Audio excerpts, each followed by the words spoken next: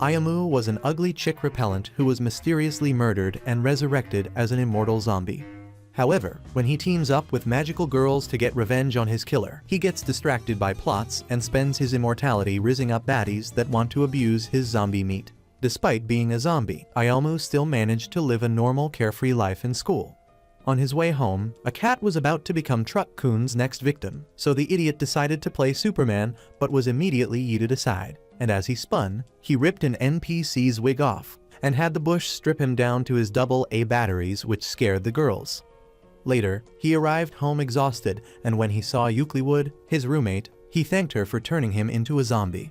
However, she ignored the fact that he looked like a coal miner and demanded he make dinner immediately. As they ate dinner later that night, he tried to play the loving brother, which made Eucliwood fracture his arm. This made him recall she was really a necromancer from the underworld and how she brought him back from the dead after he was stabbed by the neighborhood Jack the Ripper. As he rested on the balcony, his friend Dorito called him to inform him about a new murder on the news and asked him to stay safe so he could keep copying his physics assignments. On hearing this, he took a walk around town and recalled how he'd been playing Batman trying to find the murderer every night in hopes of getting revenge. He soon found himself in a graveyard, which was rather comforting since he was a zombie. He was planning to bring a sofa so he could relax there when his thoughts were interrupted by a maniac fighting with a chainsaw. As he freaked out, the chainsaw maniac showed up dressed like a low-budget Temu cosplayer as she tried to slice him in half. He accused the lowly, whose name was Haruna, of being the serial murderer since she almost impaled him, but just then, the bear she was fighting clawed him like yesterday's hot dog. She then promised to avenge him, so she kick-started her magical chainsaw and sliced both Ayamu and the bear, saying he was collateral damage. Unfortunately, he was still alive and told her he was a zombie, which she found hard to believe even after claiming she was a genius magical girl. She claimed the bear was something called a megalo, and she got points for slaying them. Ayamu was going on about how she was terrible at her job, so she stopped him, saying she had to wipe his memories due to her school's protocols. However, the moment she activated the spell, her clothes vanished along with her last surviving brain cell. So she stopped him for being so cultured he would steal her powers to see some plot. After pummeling him till his face grew rice balls, she followed him home and had him asking what she wanted with him. She then explained that since he stole her powers, he had to house her until her powers return, as well as making high-quality meals and snacks to grow her chestnut. He also introduced her to Eucliwood and helped her use a modern cell phone to call her magical school principal to report her situation. At school the next day, the sun was so bright that Ayamu was mummified, as zombies didn't function well during the day. When classes were over, Orito tried asking him why he didn't walk home with them anymore, but he gave a bland excuse. He even brought out a new zombie movie so they could watch it in his house, but this triggered Ayamu, who knew showing the nerd he lived with 2 girls was the worst possible move. Once Orito was gone, a man worked into the classroom and said he wanted Ayamu's banana. He freaked out as he protected his twin cheeks, but the man approached him more fiercely until Haruna showed up from the window asking if he was into grandpas.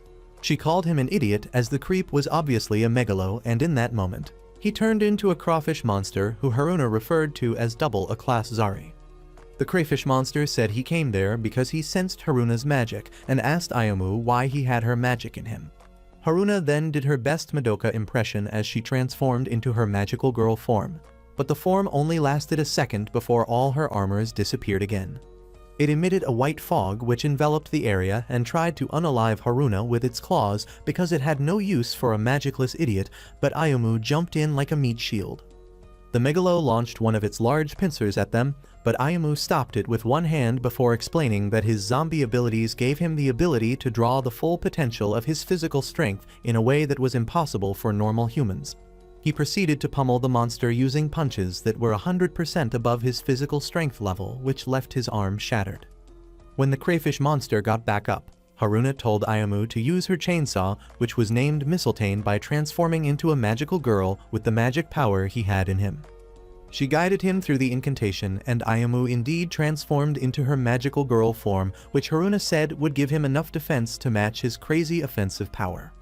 Using the power of Mistletoe, Ayamu pushed the crayfish monster outside the school and finished it off by slicing it in half, the same way Haruna did with the bear earlier. However, his fairy dreams became a nightmare when the entire school started taking pictures of him in a magical girl outfit, and Haruna escalated the matter by officially appointing him to be a new Magiclad girl. Ayumu was able to save himself from an eternity of getting trolled and bullied by his schoolmates by erasing all of their memories using magic, and he managed to get through an entire week without encountering any other Megalo attacks. One day in school, Ayumu opened up the lunch which Haruna made for him and was shocked to see that it looked like something out of Gordon Ramsay's most elite menu. When he gave it a taste, it blew his mind away, so Oriko decided to try it out as well, and before Ayumu knew it, his entire class took over his lunch in exchange for some bread. When Ayumu got back home, he complimented the chef and she told him to make some dinner for them, which he did. They were all having fun during dinner until a strange girl appeared at the table and demanded to have some miso soup. After sharing a meal with them, the mystery girl introduced herself as Seraphim, and her name made Ayumu instantly guess that she came from a strange foreign land. She revealed that she was skilled at using something called the shallow reversal secret sword technique, and Ayumu couldn't concentrate on her incoherent yappings because he was staring at the enormous war stoppers she was carrying. Seraphim said her mission was to ask Eucliwood to accompany her willingly to the village of ninjas, and revealed that she was a vampire ninja. Ayumu tried to process the garbage she was spewing until Eucliwood told him through writing that he should send her away. Seraphim asked Ayumu what he was to Eucliwood, and he revealed that he was something of a guardian to her, which made Seraphim request to serve her as well. She told them to call her Syrah, but Eucliwood declined while claiming she only needed one servant. Seraphim decided to take Ayumu's place, and she asked him to follow her to a secluded place where they could throw hands. Ayumu said he didn't want to fight a girl, but Seraphim demanded to face him as a contest to prove which one of them was more fit to serve Eucliwood, so he reluctantly agreed. They stared each other down in a construction site where Ayumu told Haruna he didn't need her help, and she replied that she had no intention of giving him any in the first place. Ayumu asked Syrah if she really intended to unalive him, and she replied that she had to do it to further her mission. She pointed out that he wasn't a living human, and this surprised Ayumu because no one so far has had enough brain cells to figure that out. She said she knew because of her ninja skills, which she claimed she'd use in cutting him down repeatedly until he couldn't get up anymore. When she created a sword by fusing several floating leaves, Ayumu reminded her that zombies still felt pain, so she asked if he was already throwing the towel. Ayumu replied that he wouldn't let a low-rent Tsunade rip-off take away his glorious queen, so she charged at him with several attempts at tearing him open with her sword. Ayumu dodged her attacks until she randomly disappeared into thin air and started preaching about her shallow reversal technique again. Suddenly, she appeared behind Ayumu and landed a brutal slash on his back, which took him to the ground while she bad-mouthed him. He realized he'd underestimated how powerful she was when she overwhelmed him with her super-fast strikes, and it took every bit of strength he had just to dodge her attacks. Syrah slashed his hand away and tried to finish him off by impaling him in the chest, but Ayumu held onto her sword with his super strength while it was inside him to stop her from using her technique, and pulled off a Tanjiro special by headbutting her at 250% physical power. Unfortunately, the attack did him more damage than it did her, so she was able to fly up in the air and fire ranged attacks using the shallow reversal technique on him. Ayumu managed to get her off the air by throwing his hand at her gut, but she took him out on her way down by throwing a shuriken at his head. After that exchange, Syrah admitted defeat as a way of showing her pride as a vampire ninja before teleporting away. When Ayumu and Haruna got home, they were shocked to see Syrah serving Eucliwood some tea, and when Ayumu asked why she didn't go home, she replied that it was her new home. Syrah said she had no choice but to become Ayumu's servant, and he immediately tried to take advantage of the situation by saying she'd have to obey all the weird commands he was trying to give her, so she put him in his place by calling him a filthy animal. Ayumu was resting on his bed that night when Syrah invaded his room through the ceiling and told him that Eucliwood had closed off her heart. Ayumu said it was how she was, but Syrah argued that something was wrong since Eucliwood didn't even consider her offer, and she asked Ayumu to do something about it before leaving his room. He remembered how he was instantly captivated when he met her a month ago, but fumbled the bag in his attempt to riz her up by showing off some of Chris Brown's dance moves. She woke him up after he fell down like a goofball and had a fun conversation with him, which marked the start of their friendship. On his way back home that night, he overheard a woman being attacked in a mysterious building, and like every dumb horror movie character ever, he ran into the building to check out what was going on. He saw some blood in the first floor of the building and tried to move to the second floor, which was where the scream was coming from when his body suddenly froze up. The assassin appeared behind him and turned him into a bloody donut.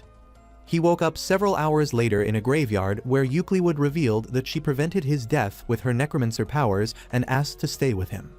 Back in the present, Ayumu and the girls were having fun at dinner when Euclid suddenly called to their attention after Haruna playfully told Ayumu to die.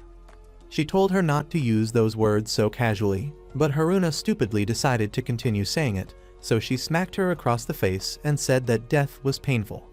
Some days later, Haruna was having a goofy dream where she was fighting in her magic-clad girl form against a giant pudding when a weird alarm clock woke her up by piercing her head.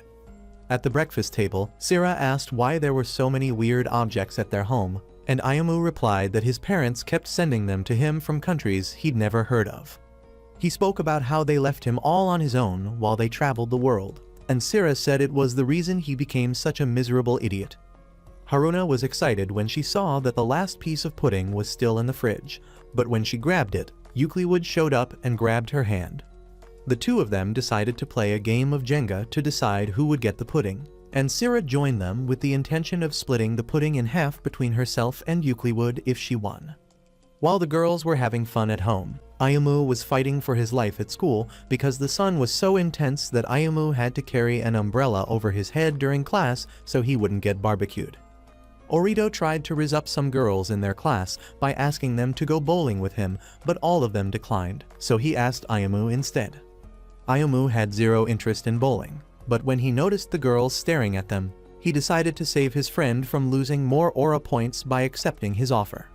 Meanwhile, Sira used her ninja techniques to stack up the Jenga blocks in a way she thought was impossible to defeat, until Haruna used her chainsaw to pull an insane move that won her the game. When she started celebrating, Sira reminded her that the game was only meant to have a loser and not a winner, so they decided to switch gears and settle the score using shogi.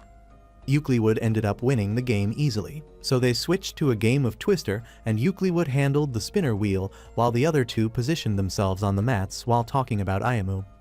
At the same time, Ayumu and Orito were chilling in the bowling alley when Orito started talking about his Gunnar fantasies with women, which made even Ayumu cringe hard. Just then, they saw Euclid, Sira and Haruna tearing up the alley and Orito immediately started cooking up sus stories about them. But Ayumu was terrified because he knew he'd be cooked if anyone from school found out that he lived with them. Ayumu asked to go to the bathroom, but Orito stopped him by saying that it was his turn to bowl. Ayumu realized that the girls had spotted him, so he did his best to hide his face, but it didn't take long before Haruna started calling out to him. Being the absolute doofus that he is, Orito started aura farming because he thought Haruna was falling for his riz, but his delusions shattered when she came by and talked to Ayumu instead of him. Ayumu was an even more hopeless idiot than his friend, so he used a goofy mask to cover his face and introduced himself as *masked Ayumu. The other girls came by and asked him to take the dumb mask off, so Orito crashed out as he asked Ayumu repeatedly if he knew the girls. Sira accurately pointed out that the dumb mask made Ayumu look more handsome than he usually was, so Orito realized that Ayumu knew them and Haruna escalated the matter even further by revealing that they lived in the same house as him. Orito had an even crazier crash out as he asked Ayumu to explain what was going on, and when he did, Orito felt bad about the fact that his best bud was keeping such a juicy secret from him. When Ayumu apologized, Orito said it was okay and asked how far he'd gone with them while imagining some sus scenes between Ayumu and the girls that made him bash his head into a bowling ball repeatedly. With a bloody head, he told Ayumu he was jealous of him, and Ayumu said there was nothing to be jealous about because he'd be turned into a sandbag if he ever attempted anything with them. Orito was still weirdly jealous, so he challenged Ayumu to a game of bowling under the stipulation that he'd start living at their house if he wins. However, Ayumu defeated him easily, and he got a text on his phone from a girl who was inviting him to come see her in a particularly sweet manner. You know what time it is? Ayumu and Orito went to the hospital where the girl from the text was staying, and Orito informed Ayumu that the reason he was tagging along was because the girl, who was named Kyoko, wanted to see him. Orito pointed out that Kyoko was like a sister to him, implying that he'd skin him alive if he attempted anything weird with him. Ayumu asked what Kyoko was doing at the hospital, so Orito revealed that she was a victim of the assassin. When they got to Kyoko's room, she asked Ayumu if he remembered her from their middle school, but Ayumu said he didn't. After confirming that her injuries had gotten better, Kyoko revealed that he'd be going to stay with her grandfather in Kyoto when she gets released from the hospital. She thanked Orito for bringing Ayumu to the hospital, and Orito left the room in order to give them some alone time. Ayumu asked her if she saw the person who attacked her, and she confessed that she did with a bit of fear in her voice.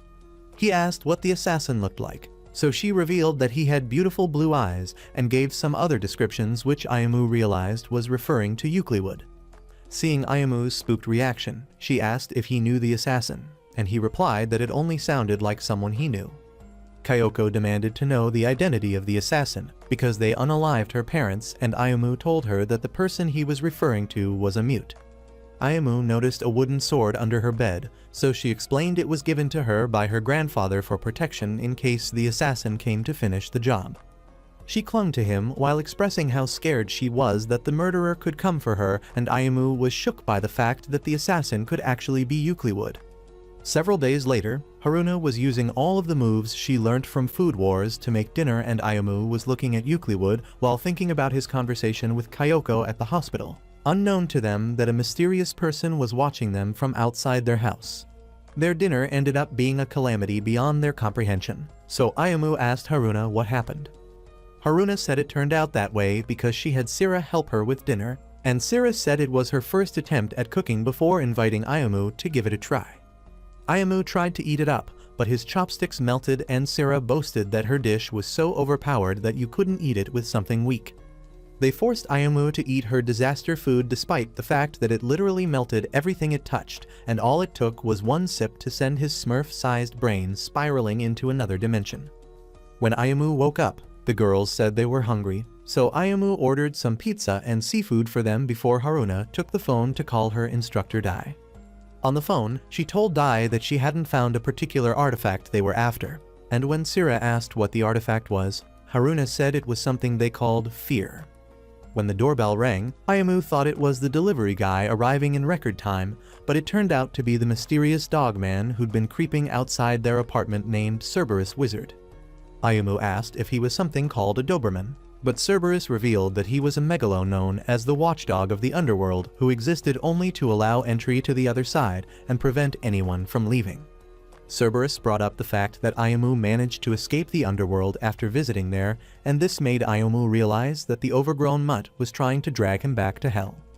The two of them started squaring off, and their battle spilled into the living room when Cerberus injured Ayumu in the arm.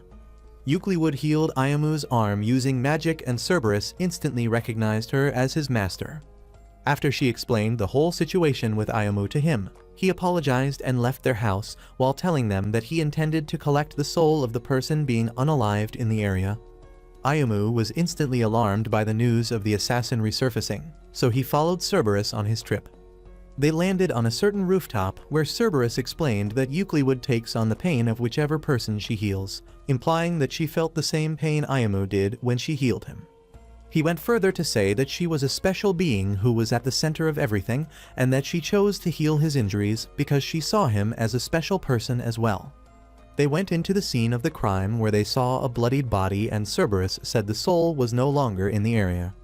He revealed that a lot of souls hadn't been making it to the underworld recently, and presumed that those souls must have been sacrificed by someone as an offering to gain an unbelievable amount of power. Ayumu asked who the offering was for, and Cerberus replied that it was for someone who was referred to as the King of the Night. All of a sudden, the sword-wielding assassin showed up and tried to unalive Ayumu, but Cerberus jumped in to save him. Unfortunately, they both got stabbed at once like a kebab, and Ayumu realized that he couldn't move his body similar to how it was when he was first bodied.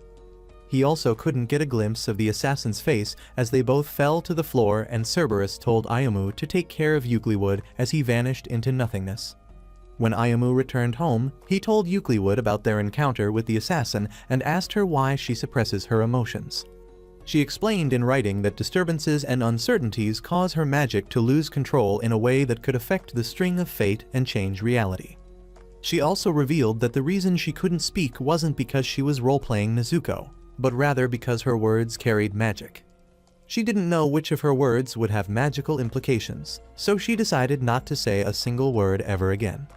Ayumu asked if she could at least make noises, but she said she couldn't and explained that intense pain ran through her head when her words became magic, which was something she didn't want to happen again.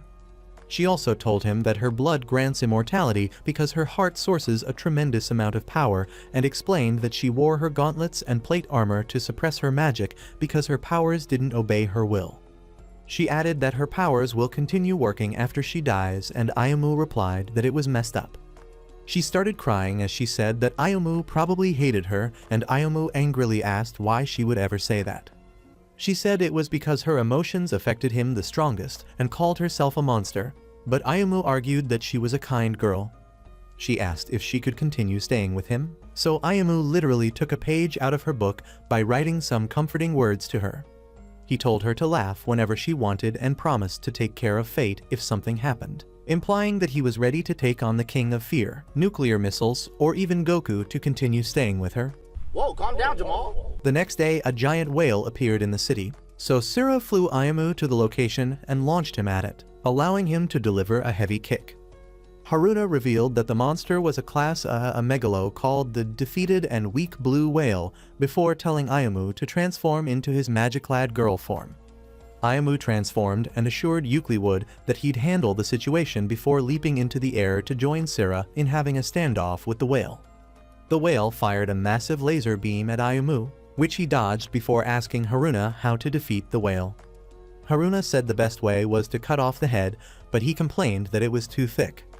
The whale tried to impale them using several water attacks, but Ayumu and Sira dodged all of them, and Haruna provided an assist by using what was left of her magic power to create a force field that held the whale up in the sky. Ayumu asked Sira to increase the size of her sword so that it would be large enough to cut the monster's neck, and once she did that, Ayumu boosted his powers beyond 400% since magical girls had no limit. Sira charged at the whale, dodging several of its laser beams before using her shallow reversal technique to make a deep cut on its neck. Ayumu boosted his powers to 1000%, which gave him a girlier look, but also allowed him to launch himself like a comet as he delivered a dropkick that beheaded the whale. Later that night, Kyoko unalived herself in the hospital room by slashing her own neck with a blade. Some days later, Sira suddenly started kissing Haruna intensely and sucking her blood using her vampire abilities while Ayumu watched from a hidden spot. But unfortunately, they noticed him peeking and called him a disgusting degenerate. A while later, Sira explained that she'd die if she didn't drink blood periodically, and Ayumu asked why she needed to kiss Haruna if all she needed to do was suck her blood, implying that she might be more into women than men. Sira explained that the smooching worked as an anesthetic, so Ayumu requested for her to suck his blood sometimes, but she immediately rejected his offer by saying she'd never drink a disgusting virgin's blood that probably tasted like horse urine. Later that evening, Haruna transformed into her magic-clad girl form, but once again, it vanished into thin air, leaving her in a very revealing form when Ayumu came by to invite her for dinner. She rushed to close the door, but Ayumu once again proved to be a brainless buffoon as he forced himself into the room and saw her in her compromised form, causing her to kick him out using some Jackie Chan moves. Some hours later, the girls were having fun in the bath when Ayumu got a call from a lady who turned out to be Instructor Dai. Ayumu introduced himself as the magic-clad girl who was acting in Haruna's place, and she told him to tell her to forget about the Kaio Tofu, which was the name of the mission she was sent on. Ayumu asked if she was talking about the artifact, and she confirmed that she was, so he realized that Haruna's lack of basic Japanese knowledge made her mix up Kaio Tofu with fear. Dai revealed that she loved Kyoto Tofu, so Ayumu promised to get her some and asked why Haruna came to Tokyo and not Kyoto. Dai said she sent her to Kyoto to get the Kaio Tofu, and Ayumu asked why she couldn't just order some for herself directly. She replied that she couldn't because she overspent and couldn't charge her credit card, meaning she'd have to pay him on delivery. Ayumu brought up the fact that Haruna cockily calls herself a genius despite having the IQ of a mentally impaired bullfrog, so Dai explained that Haruna didn't remember the names of people and things not because she couldn't, but because she wasn't interested. She went further to say that Haruna surprisingly remembered someone's name, and she was of course referring to Ayumu.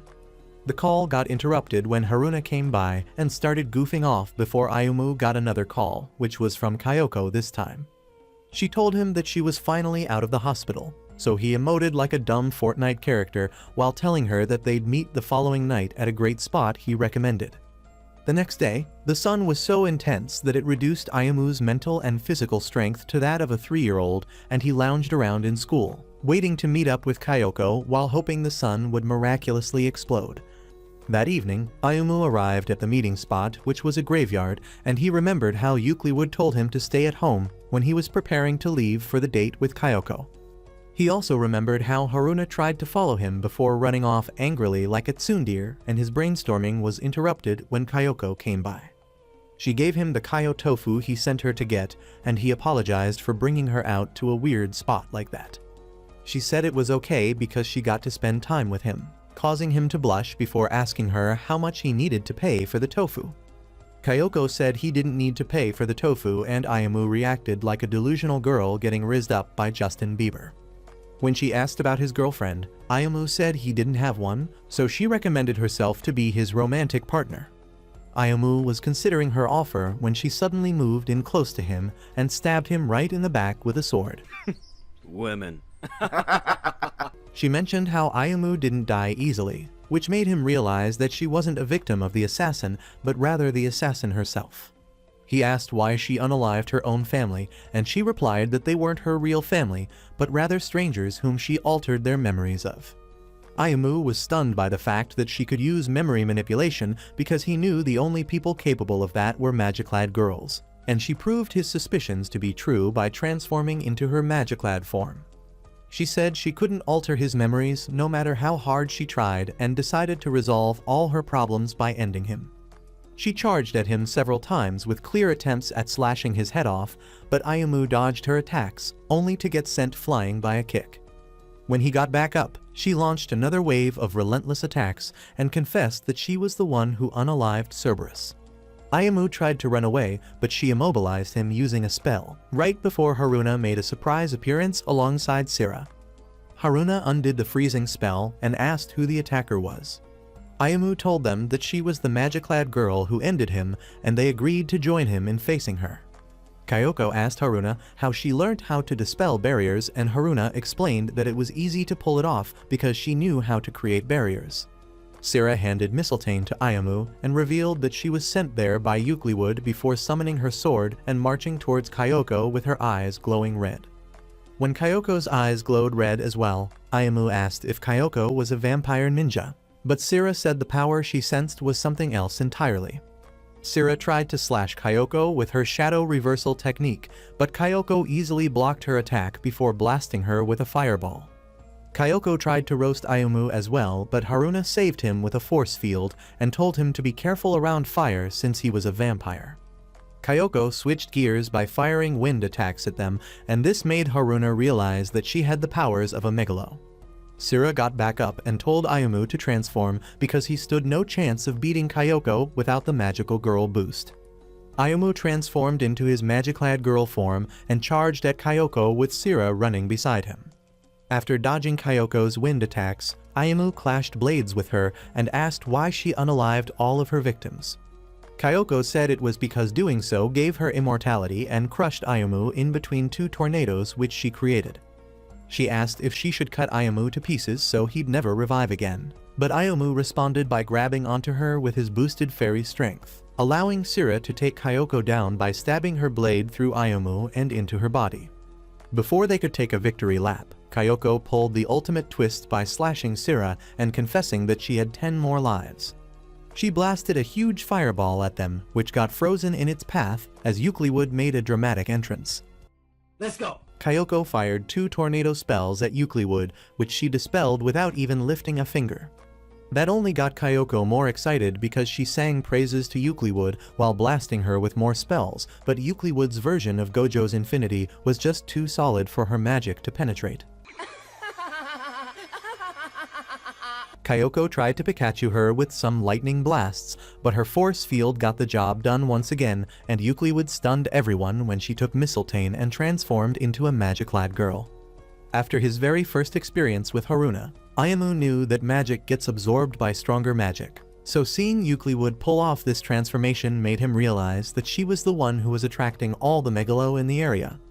Kyoko started running her mouth about how Euclid gave up her life as a necromancer to play house with a degenerate loser and fired several flame blasts at her, which ended up getting blocked by her magic barrier. This made Kyoko dance in a sus way while saying she wanted Euclid's magic, and Ayumu tried to get involved in the upcoming battle, but he was stopped by some words which Euclid burnt on the ground, which told him to stay back. Euclid and Kyoko went to a different part of the battlefield where Kyoko revealed that her multiple lives made her capable of surpassing the limiters of the human body before firing a magic blast at 100%. She fired several more blasts at 150 and 200%, but they all couldn't leave a dent on Euclid's magic barrier. As Euclid approached her slowly, Kyoko went even crazier with her attacks, firing blasts at 300%, 400 and even 500%, but the results stayed the same. Kyoko started gasping for air out of exhaustion with her arms completely fried because of the backlash of her own attacks, and Euclid burnt some words into the ground which told her to go home, but instead she charged up another blast. Euclid whispered a single word that unalived Kyoko, and Ayumu watched in shock, while Sira explained that Euclid used the magic in her words to end Kyoko by saying the word die. Ayumu realized that this ability was why she got really angry when Haruna casually told him to die, and it also explained why she suppressed her magic by holding back her words and emotions when she was around her friends. Kyoko struggled back to her feet, but Euclid sent her right back into the dirt by whispering the word die again, and she kept spamming this overpowered one-word doom ability even though it caused her immense physical pain as Kyoko kept getting back up. It got to a point where Kyoko countered this move by destroying her own eardrums and grabbed onto Euclid before releasing her magic energy at full power. This attack put Euclid out of commission, so Kyoko started bragging to them about how having multiple lives was the most awesome thing ever. Haruna grabbed onto Mistletoe while expressing how angry she was about Euclid's defeat, and Sira also told Ayumu that she intended to pummel the psychotic witch with a new technique she created. The three of them charged at Kyoko, and Sira used her new technique, which was to attack with a huge swarm of leaves at once, but Kyoko easily countered by blowing her away. Haruna tried to retaliate by cleaving her with Mistletoe, but Kyoko easily ragdolled her to the ground. Just when they thought they'd seen the limits of Kyoko's craziness, she stabbed herself through the chest with her sword, which allowed her to regenerate all of her barbecued limbs as well as her burst eardrums. Kyoko decided to take their life as quickly as possible since she'd already lost many of the lives she previously stacked up, and Ayumu decided to level the playing field by transforming into a magic-clad girl. Kyoko launched a slash attack which tore through Ayumu, and instead of Ayumu to dodge or fight back, he started yapping about the value of life, which only created an opening for her to slash him several more times. On the floor, Ayumu told Euclid that it was time for them to go home for dinner, and this got Kyoko so angry that she tried to split Ayumu in half with her sword. Ayumu stopped her sword with her bare hands and shattered it before getting back up. As he walked towards her, he thanked her for unaliving him because the life he was currently living was less lonely than the one he had before, and he grabbed her hand while claiming that it was time for him to change her life as well. Kyoko said she had the artifact of life, and Ayumu replied that he'd continue unaliving her until she ran out of stolen lives. She got him to let go of her by blasting him in the chest, but he pulled an Uno reverse by splitting her in half with the chainsaw while on the floor. When her body reattached itself, she tried to attack him again, but Ayumu proceeded to slash her apart over and over again with the chainsaw until she started running away in fear. Ayumu knew she was down to her last life, and despite her efforts to beg for mercy, Ayumu said she had to pay for all the lives she'd stolen. He pointed out that all of her victims, including himself, were just as terrified of death as she was when she unalived them before launching the mother of all Detroit smashes at her.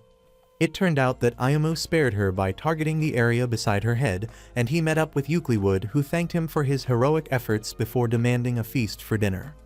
Their friendly conversation was interrupted when they noticed that Dai had arrived and was checking on Kyoko. Dai told Ayumu that she'd have ended him if he really intended to unalive Kyoko, and Ayumu scolded her for not doing a better job of raising her. Dai revealed that she had tens of millions of students, implying that she couldn't possibly train them all, and Ayumu was still crashing out, so she decided to shut him up by roasting him with a huge wave of flame magic. She said she was going to take Kyoko home to re-educate her, and Ayumu asked why she didn't come sooner if that was her purpose, so she revealed that she was there to collect the tofu which he promised her. When Kyoko reawakened, Dai told her it was time to go home, but they were interrupted when the King of the Night took over her and told them that they'd meet again before vanishing with her body. Dai told Haruna that she'd be going after him before teleporting away, and Eucliwood revealed that the King of the Night was emitting a black mist, which was similar to the power of a zombie she'd destroyed. Much later, Ayumu was pondering over the recent events while eating some rice balls when Haruna and Sira started causing a ruckus in the kitchen. He started fawning over Eucliwood, who was feasting beside him, and asked her if there were any other zombies but him. She said she once turned a man into a zombie who ended up getting consumed by malice, forcing her to unalive him. Ayumu asked if he was her lover, but she instantly gave a negative response, so he tried to riz her up by saying he was there for her. He brought up how he was invincible thanks to her power, and also how they had Sira and Haruna, which made Eucliwood smile before the girls interrupted them by inviting Ayumu to try out a new dish they made. When they left, Ayumu asked Eucliwood what she thought of life at the moment, and she replied that it wasn't bad. Several days later, Ayumu was burning the midnight candle, trying to study for the upcoming exams because Orito told him he needed to lock in so he could fix his horrendous grades. Haruna started yapping about some weird science concept she called the superstring theory, which explained the origins of the universe instead of just teaching him maths like he asked. Ayumu's brain was about to burn out from all the incoherent nonsense she was rambling when Eucliwood asked him to show her his math problems. When he gave it to her, she easily solved all of it, making Haruna jealous that he'd now ditched her class to simp for Eucliwood. Haruna tried to show workings on the math problems, the way Eucliwood did, but ended up drawing a map of the One Piece universe on his worksheet instead. On the day of the test, Ayumu was having an easy time because he realized that the dumb magical girl actually predicted the questions correctly, but he noticed her sticking to the glass window from the outside, so he closed the curtains. When he opened it back and showed her his test script, she yelled as she informed him that there was a megalo in the area, which made him crash out in a way that alerted the rest of the class. Afterwards, he called Sira to ask if she could sense the megalo, but she said she couldn't before asking Eucliwood to help out. Eucliwood revealed that Haruna and the megalo were at the 3rd District apartment complex and told Ayumu to hurry, so he rushed over there. On his way to the building, he got a call from Dai, who asked him to hold onto something and not let Haruna find out about it. After she ended the call, Ayumu realized that there were no other shades for him to hide under, meaning that he had to run 100 meters under the sun in order to get to the apartment building. He locked in and tried to do his best Flash impression, but the sun fried him so badly that he had to jump into the nearby river. At the moment, Haruna was being overwhelmed by a weird horse-shaped megalo who dodged all of her chainsaw attacks before taking her out with some poison gas. While she was on the ground, the horse megalo tried to raid her dungeon, but Ayumu stopped him by pulling back his hair. The horse megalo flung Ayumu away from him, but Ayumu clapped him back with several hard hits which sent him flying before the sun roasted Ayumu again. Haruna told Ayumu to transform because he was dealing with an A-class megalo, so Ayumu did so in his dehydrated state and realized that the sun didn't affect him in his magiclad girl form. Ayumu and the horse megalo clashed fiercely, and despite Haruna's warnings for him to watch his back, he still couldn't react in time to stop himself from getting stabbed and electrocuted by some jellyfish megalo which appeared in the area. The jellyfish megalo retracted its claws when it accidentally felt his man marbles, and part of the jellyfish swarm shifted their attention to Haruna while the jellyfish boss continued to Pikachu Ayumu. When Ayumu begged for help, a weird guy showed up and spilled some ramen on all the megalo in the area, which destroyed them. He was about to get ambushed by a jellyfish megalo, but Sira showed up just in time to take it out. He tried to catch up with Sira, but Sira denied her efforts to hug her by putting him in a painful WWE move before revealing to Ayumu that he was a vampire ninja from an opposing faction named Maelstrom. Ayumu and Maelstrom started arguing over who was the strongest Dragon Ball character, and Haruna got so annoyed that she pushed Ayumu into Maelstrom, causing him to fall on top of him with their lips locked together. When Ayumu tried to get back up, he realized that his hands were grasping some soft cushions on Maelstrom's body, which made him realize it was a girl, but Haruna and Sira gave him no time to process his new discovery before pummeling him mercilessly. Maelstrom took Ayumu and Sira to her secret base and said she did so because Ayumu wanted to know the secret of her ramen. When they tasted the ramen, Ayumu said it was delicious, so Maelstrom handed him some of her food as well. He asked how the ramen was capable of defeating Megalo, causing her to explain that they amplified pork cutlet ramen from ramen booths all over the world in order to make that particular pork bone soup, implying that the soup was created with a recipe they derived from stealing all of the recipes from great restaurants. Ayumu wasn't satisfied with her answer, so he asked why she was covering Megalo with ramen, and she used a book as large as an encyclopedia to explain the entire process, leaving Ayumu exhausted. She offered to touch on the superstring theory, but Ayumu declined because he wasn't willing to relive that nightmare lesson. So she went further to reveal that the machine in the room was set to rain pork cutlet soup when a horde of Megalo appeared. Sira called Maelstrom's yappings ridiculous and attempted to leave, but Maelstrom stopped her and told her that someone intended to destroy the machine. She asked Sira to join them, but Sira declined as she walked away, and Ayumu said he'd be joining Sira, so Maelstrom angrily told him to get out. On the way home, Ayumu brought up the machine, so Sira revealed that it could cause harm to the ecosystem, which was why her superiors were looking into it. She also revealed that for vampire ninjas, a kiss only happens during a marriage ceremony and the time or place didn't matter, which meant that Ayumu and Maelstrom were now married. Ayumu asked if that was the reason she didn't want to suck his blood, and she responded positively before adding that his repulsiveness also contributed to making her reject him. He asked if kissing her at that moment would mean that they were married, and she confirmed that if he did so, she would indeed promise her love to him. He stared at her milk factories and started fantasizing, so she crushed his dreams by promising to scrape his family jewels off if he ever tried. When they got home, they saw Haruna and Eucliwood decorating a tree, and Ayumu asked what it was for, so Haruna revealed that it was something called a Tanabata. She explained that when a river of stars flowed across the sky, a legendary man came out with two beasts wearing clothes covered in blood of his victims and carrying a sack large enough to hold a person. Under the cover of darkness, he entered homes marked with bamboo trees standing like chimneys, and this deadly Santa Claus would grant the wish of anyone with a ponytail. When she finished her goofy Christmas story, Ayumu said he knew more about that stuff than her, and they all proceeded to write some cards which they attached to the Christmas tree. Afterwards, they ate some shaved ice together while staring at the midnight sky.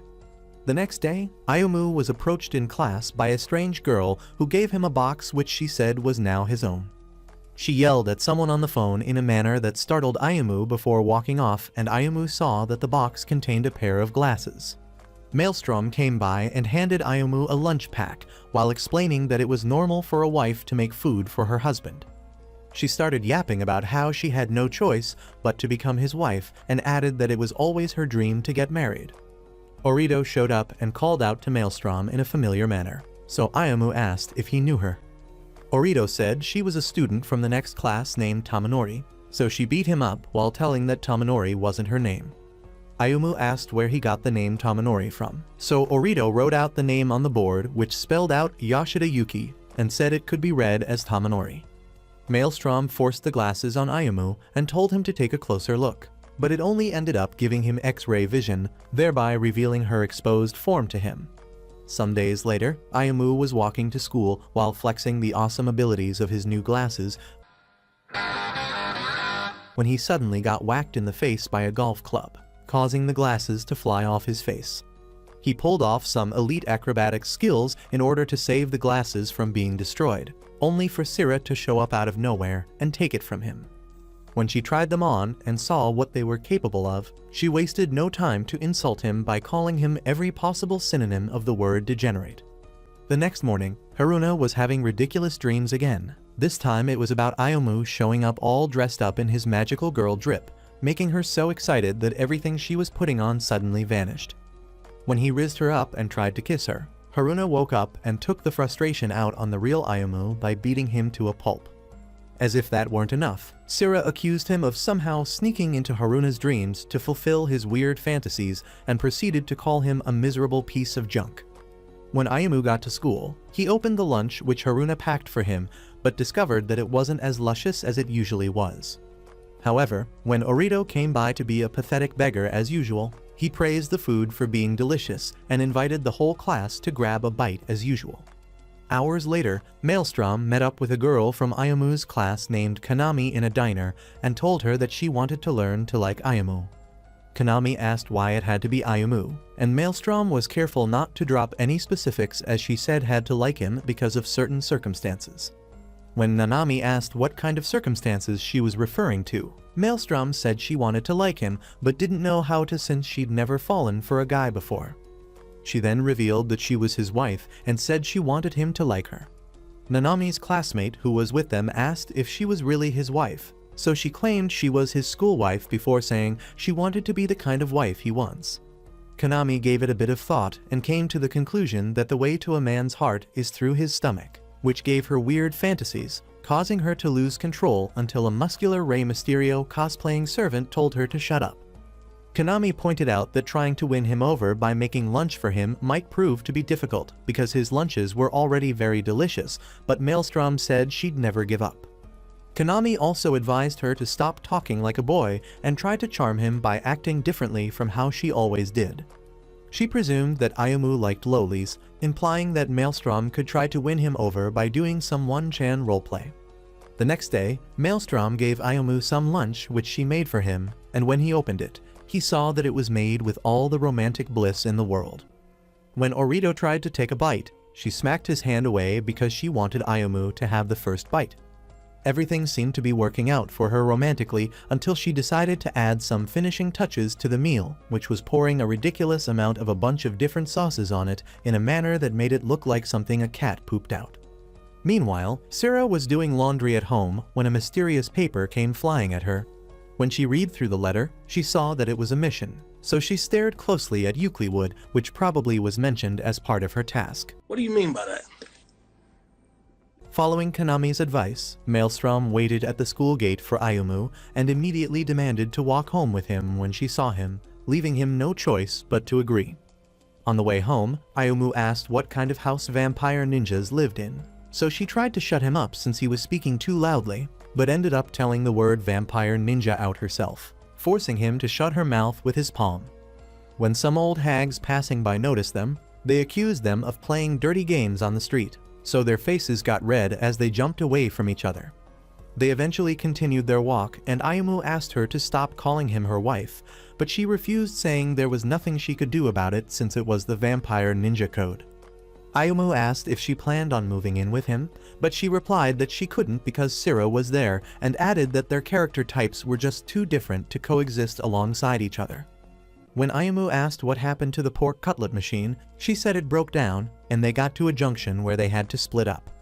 Ayumu proposed that they become friends instead of a married couple, and she replied that it was impossible before swearing that she'd do everything she could to like him. She asked him to do everything he could to like her back, and they were interrupted when another set of old hags accused them of reciting love poems to each other in the middle of the road. They started arguing over who was more embarrassed by the situation when Haruna showed up and revealed that she was there to get Ayumu home. She acted a bit harsh towards Ayumu out of jealousy, so he promised to take her out somewhere the next time he's free. Maelstrom saw the two of them bonding and asked to join them on their little trip, so Ayumu agreed and even proposed bringing Sira and Euclid as well. Days later, Ayumu and the girls went on their trip and Maelstrom wasted no time before getting cozy with Ayumu, much to the disdain of Haruna, who pulled him away. The girls tried out different elegant outfits at the mall, and Ayumu was worried that the scraps he had left in his wallet were about to be dried out by all their spending. He suggested some Catgirl cosplay for Sira, and she initially denied him harshly but ended up trying them out anyway. When Ayumu tried to steal a glance of her in that outfit, she impaled his eyes with 2 shuriken. When Ayumu regained his vision, he noticed that the girls were now shopping for undergarments, and Maelstrom saw a nice night wear that made her have sus dreams about Ayumu, causing her to crash out. After their shopping, Ayumu carried a stack of shopping bags as they walked to get some food, unknown to them that a mysterious man was watching them closely. Ayumu and the girls went to a ramen place where Maelstrom tried to add some special ingredient of hers inside the dish, but Ayumu stopped her and told her to respect the chef. Afterwards, Haruna and Ayumu were seated alone while the rest of the girls were playing arcade games, and she asked him why he kissed Maelstrom. Ayumu replied that it was just an accident which was caused by her, and before Haruna could crash out properly, Maelstrom came by to drag Ayumu to play some arcade games with her. The 5 of them had tons of fun together playing games and taking pictures at the photo booth, and afterwards, they went on a Ferris wheel where Haruna said it was ridiculous for Ayumu and Maelstrom to be married after a single kiss. Sira said it was the Vampire Ninja Code, and Haruna brought up the fact that they weren't married despite the fact that they'd shared a smooch. Sira explained that it was something she did just to suck her blood, and Maelstrom added that kisses between girls didn't count. When they got down from the ride, Haruna met up with Ayumu at a vending machine and asked him to kiss her. At the same time, Euclid was staring at all the prizes she won at the arcade when the mysterious man that was stalking them arrived and called her by name. Ayumu tried to refuse her offer, but Haruna rizzed him up the only way she knew how, by punching him mercilessly until he gave up. When they reunited with the rest of the group, they noticed that Euclid was nowhere to be found. Euclid met with the man on a rooftop and immediately stabbed him with a scythe which she summoned, but he wasn't fazed as he revealed that he came there because he noticed that she was having a lot of fun. He said it was ironic that she saw him, the one she wanted to avoid the most, on a day she was overwhelmed with happiness, and asked if she really wanted to avoid him that much. Sira said it was possible that it was one of her superiors who kidnapped Euclid and revealed that she'd received orders to unalive Euclid, causing Ayumu to ask why they'd want to eliminate her despite her initial goal of wanting to take her back to the village with her.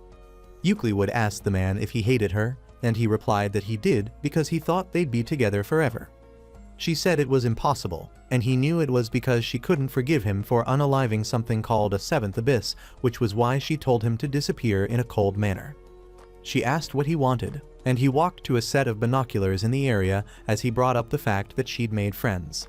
Sira explained to Ayumu that she received orders to assassinate Euclid because her magic was responsible for the increased appearance of Megalo, and Ayumu immediately yelled that she couldn't obey those orders. He asked if she intended to obey the orders, but she didn't give him a clear answer before deciding to look for Euclid herself. When Ayumu started yapping about how vampire ninjas were just a bootleg version of the shinobi in Naruto, Sira said he had no idea how important their missions were, and Maelstrom added that they couldn't break their code, which was why she had to go through with their marriage. Ayumu got loud as he asked Sira to genuinely say if she wanted to end Euclid or not, and Sira almost went into tears as she replied that she didn't. Haruna decided to relieve their tension by saying she was going to find Euclid herself, and when she ran off with Maelstrom, Ayumu told Sira that she was always honest. Sira thanked him for helping him make her decision and stated that she was going to abandon the mission before running off with him to join the others. The mystery man told Euclid that her friends were desperately looking for her and invited her to take a look through the binoculars. When she took a peek, he destroyed the hinges of the Ferris wheel with the snap of a finger, causing the gigantic wheel to crash into Ayumu. Ayumu survived the hit, but the man threatened to put her friends in even more trouble, and this made her emotions start going bonkers. All of a sudden, a giant chicken doll appeared, and Haruna instantly recognized that it was a necromancer's doll and not a megalo. They tried to run away from it, but it captured Haruna by sitting on top of her, so the gang tried their best to pull her away from it. Euclid begged the man not to hurt Haruna, but he said it was her who summoned the doll and brought up the fact that she swore never to speak or feel emotions again because her emotions brought chaos. He called her the harbinger of death, and this had her frozen in despair until Dai made a surprise appearance. He immediately recognized her as the teacher from Maitli's Magic Academy, and she was surprised that he knew her, so he revealed that there were a lot of rumors about how powerful she was flying all around the underworld. He asked her what she wanted, and she replied that she couldn't sit idly by while someone was hurting one of her precious students. Syrah blasted the doll with her shallow reversal technique, but it didn't even leave a mark on it, and Ayumu followed up by spamming punches at 500 and 600% of his power, but it only created some minor vibrations on the doll's body. Maelstrom started dragging the doll by its tail, while Ayumu and Syrah tried their best to pull it up, but all it took was one magic blast from Dai to knock the doll away. Ayumu and the girls went to check on Maelstrom, who was now the one being crushed by the weight of the doll, and the doll suddenly vanished into a bright light. Maelstrom started chanting some weird words with a dead look in her eyes, and this manifested a huge beast that had flame abilities. Dai noticed that Ayumu didn't have Mistletoe with him, so she provided an assist by using a spell to teleport it to their location. Syrah blocked a flame blast by the monster, allowing Ayumu to transform into his Magiclad form, and Maelstrom completed a final chant which allowed the monster to fire a massive flame blast which enveloped the area. The mystery man realized that the monster they were dealing with was the ultimate Magiclad weapon that Kyoko was talking about, and Dai revealed to Eucliwood that it didn't have an off switch because it was programmed to turn off automatically. She however pointed out that it was at risk of exploding now that it was out of control, and said that all hope depended on Ayumu being able to stop it. Ayumu told Syrah to open up the magic barrier which was containing the monster so he could face the monster and save Maelstrom. When she did so, he walked towards Maelstrom, but got shot multiple times on the leg with flame lasers on his way to meet her. When he got to her, he asked why she was crying, and she asked him to save her right before the monster started to kick things into a higher gear. Maelstrom started to ask what was happening to her, and Ayumu tried to force himself inside another barrier, which was containing them, but she asked him to stay away so he wouldn't get blown to bits as well. However, Ayumu went into the barrier and hugged her as he claimed that he'd never abandon her. His Riz was so powerful that it made her snap back to her senses, and the monster disappeared along with its explosive energy. The mystery man randomly decided to Pikachu Ayumu with a lightning blast before telling Eucliwood that he wouldn't give up until she grants his wish, as he vanished into a dark mist. Afterwards, Eucliwood rejoined the gang, and on the way home, Maelstrom thanked Ayumu for saving her. Eucliwood told Ayumu and friends to go ahead because she needed to take a dump in the nearby forest. When they got home, Ayumu found a message she left for them where she apologized for bringing trouble to them despite their kindness while saying goodbye to them forever. Ayumu ran to the spot they left her, but couldn't find her there, so he went back to the Christmas tree they mounted and read her wish, which said that she wanted to spend the rest of her life with Ayumu and the guys. He read his own wish where he hoped for none of the other wishes to come true and cried out as he asked why it was only his that did come true. Haruna interrupted his moping session by playing a free kick with his head, and the girls motivated him to get back up so they could go find Eucliwood. A few months flew by, and despite their non-stop search for Eucliwood, they couldn't find her. Ayumu thought to himself about how the previous version of himself would have thrown in the towel, but realized that his current self wasn't willing to give up at all as he went back outside. He met up with Haruna, and they shared some hot potatoes together before she told him that she hasn't found any information on the necromancer. Ayumu said he hadn't found anything as well, and they were interrupted when Syrah showed up, looking like she just survived a trip to the Dark Continent. When they asked her what happened, she revealed that she was attacked by a fellow conservative vampire ninja for abandoning her mission to unalive Eucliwood. She said she was naive because she thought her comrades would have information on Eucliwood, and confirmed that she was feeling okay because it was her decision to head out in the first place. Just then, a delivery man showed up to deliver a violin which Haruna ordered, thinking it was a brand of spaghetti, and Ayumu offered to play it, but Syrah declined before playing a beautiful melody that rocked the entire town. Later that evening, Ayumu ran into the mystery man, who he immediately identified as the other Eucliwood's other zombie known as the King of the Night. The king asked Ayumu if Eucliwood had grown tired of him since he didn't see her around, but Ayumu refused to answer him before the rest of the girls showed up. Ayumu stopped them from coming any closer, and the Night King guessed that Eucliwood had returned to the underworld before deciding to unalive all of them. Ayumu replied that he'd end him, but the Night King used a dark mist to choke him out before tearing off both of his legs. The King of the Night said it was time to unalive the girls and appeared behind them in an attempt to do so, but Syrah sliced his hand off using her sword. In response, the Night King used his dark mist to create dark chains that wrapped her up and claimed that he was going to unalive all of them to drag Eucliwood back from the underworld. Haruna yelled at him not to use them as bait, but he replied that unaliving them was the only way to get Eucliwood back to the surface. Haruna argued that she'd rather have everyone alive when her friend comes back, and the Night King tried to shut her up with a mist attack, which ended up getting destroyed by a vampire ninja girl named Sarasvati who arrived with a lightsaber and Jedi cosplay along with Maelstrom. Sarasvati reported to her associates that she'd found their target and requested some backup, and the Night King realized that he wasn't willing to be captured at that moment since his plan was to die. When he disappeared, Sarasvati's squad teleported in pursuit of him, while Ayumu wondered what he meant by wanting to die. While Haruna and Maelstrom tried to glue Ayumu's legs back to the rest of him. Stop it. Get some help. Sira met up with Siras, who called her a traitor and said she didn't wish to see her face ever again. Ayumu asked Maelstrom why she showed up with the conservative ninjas, and she replied that it was an emergency, implying that there was no time to fight amongst themselves before leaving to join the search for the Night King, since Ayumu's legs were glued the wrong way. Haruna had to carry him as they made their way back home, and Sira said she was heading out to continue searching for Eucliwood. A few days later, Ayumu got a call from Maelstrom, who told him that she'd figured out where the Night King lives and sent him his address, which was surprisingly close to their house.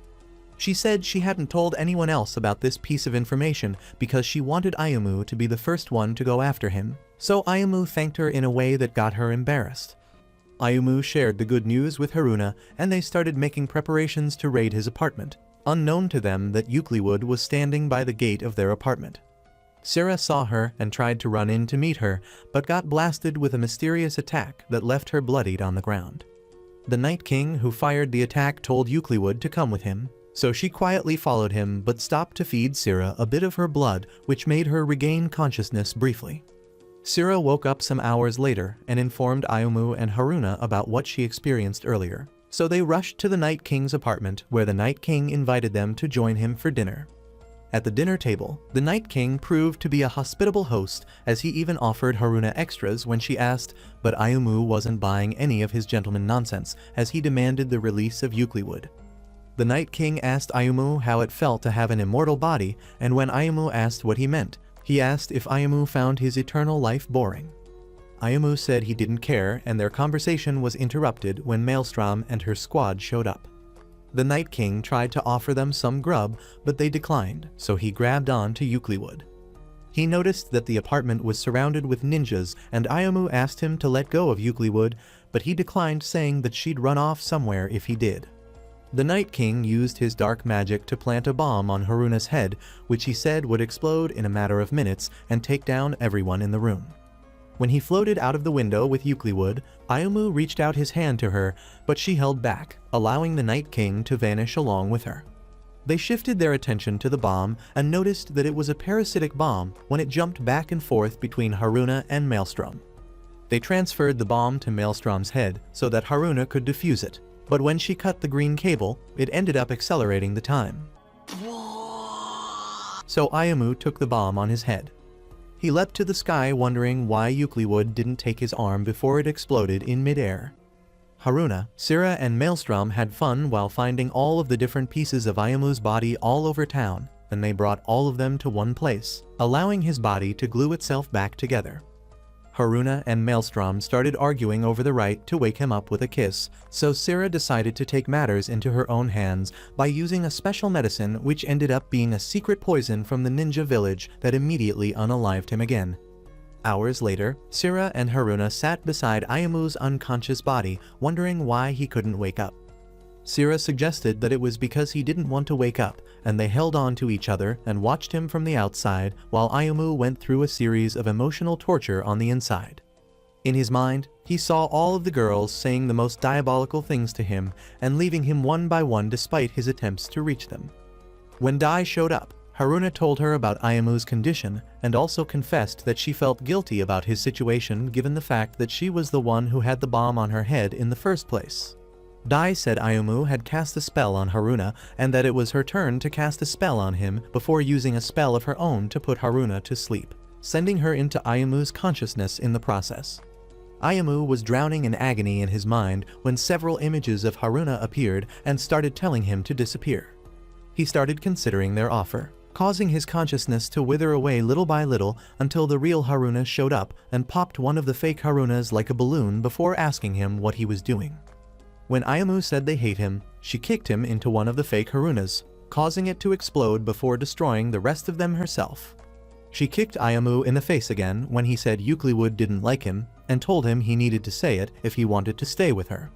Ayamu brought up the fact that she left with the Night King, so she gave him a harder headbutt than Tanjiro's and said he had to be as forceful as she is.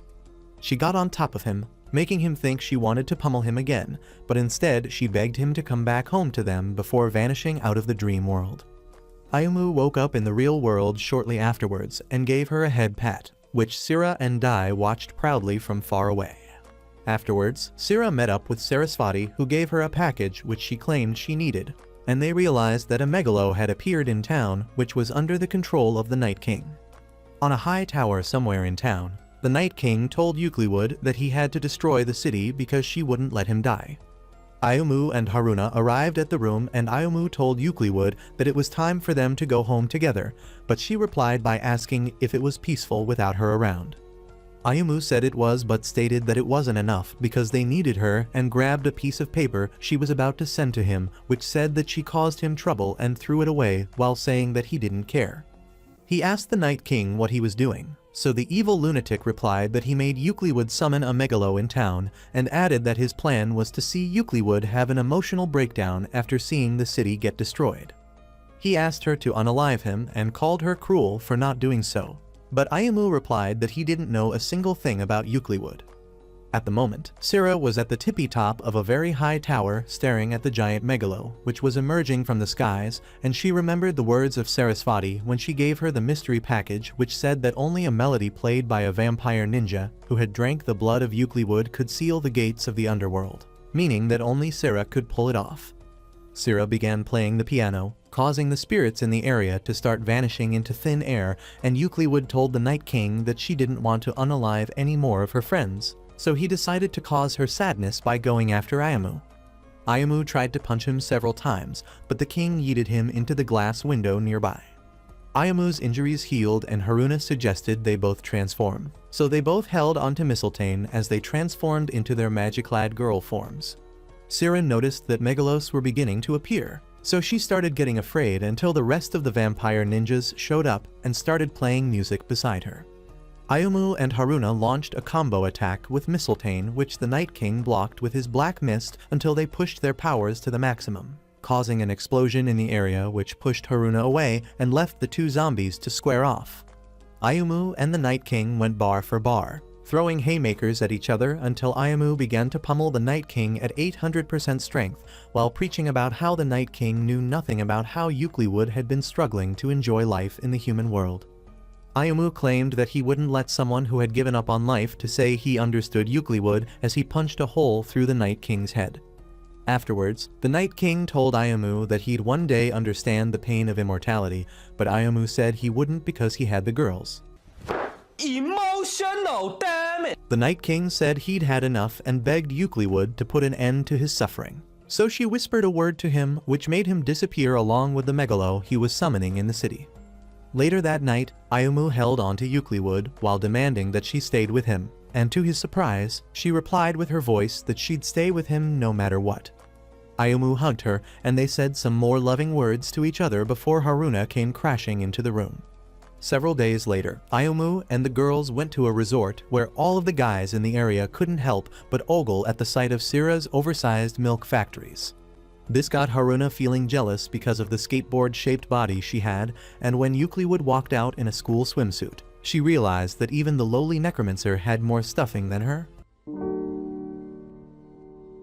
Ayamu was chilling at the beach with the girls when Maelstrom and her friends showed up to join them. Maelstrom's friends invited Eucliwood to play with them, so they all played beach ball together, while Ayamu watched and Sira was right there to call him a degenerate again. Sira brought up the fact that Eucliwood was having fun and asked him if it was a difficult battle, but Ayamu replied by aura farming while claiming that it was no big deal since he was a zombie.